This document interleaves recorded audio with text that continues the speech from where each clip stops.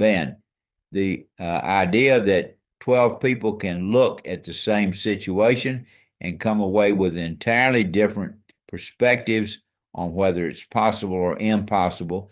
There's this incredible story from the Bible that perfectly captures this human tendency. Pappy, what specifically caught your attention about this story? Well, Ben, it's this remarkable account in Numbers where these 12 spies are sent to scout out Canaan.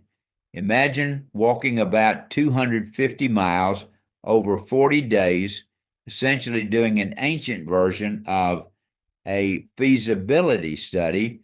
So, Pappy, what did they find when they got there? Ben, they discovered this incredibly fertile land with grapes so massive it took 2 men to carry a single cluster.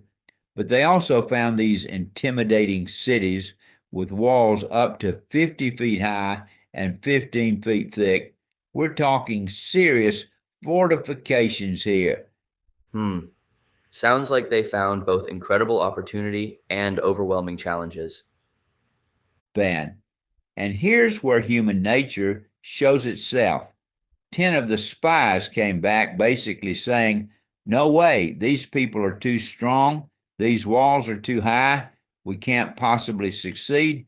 But then you have Caleb, who saw the same things and said, let's go for it, we can do this. Pappy, that reminds me of how modern organizations often approach significant changes or challenges. You usually have those same two camps. That's such a remarkable parallel. Think about companies facing digital transformation. Some see insurmountable obstacles, while others see growth opportunities. The facts don't change, but the perspective makes all the difference. The text mentions something interesting about Hebron being older than Zoan in Egypt. What's the significance there?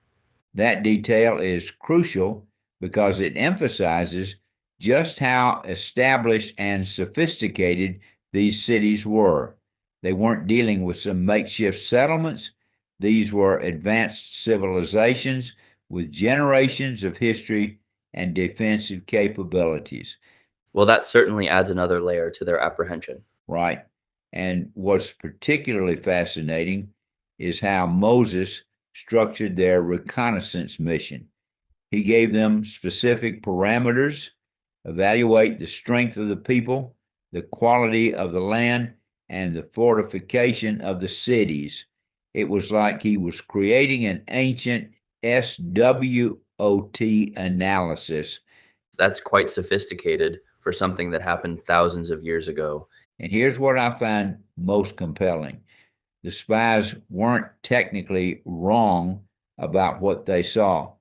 The people were strong, the cities were fortified, and yes, there were some intimidatingly large warriors.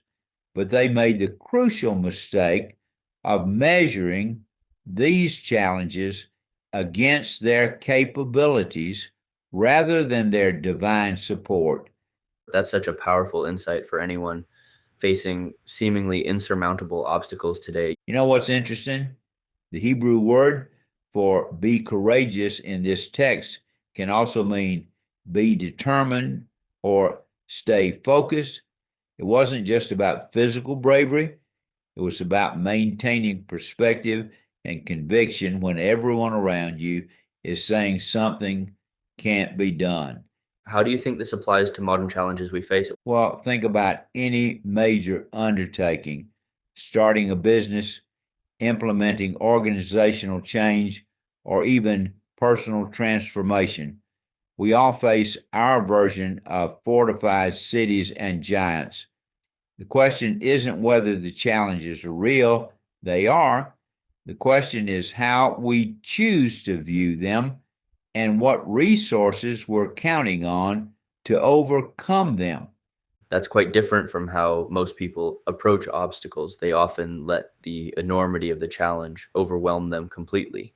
And that's why this ancient story continues to resonate so powerfully today.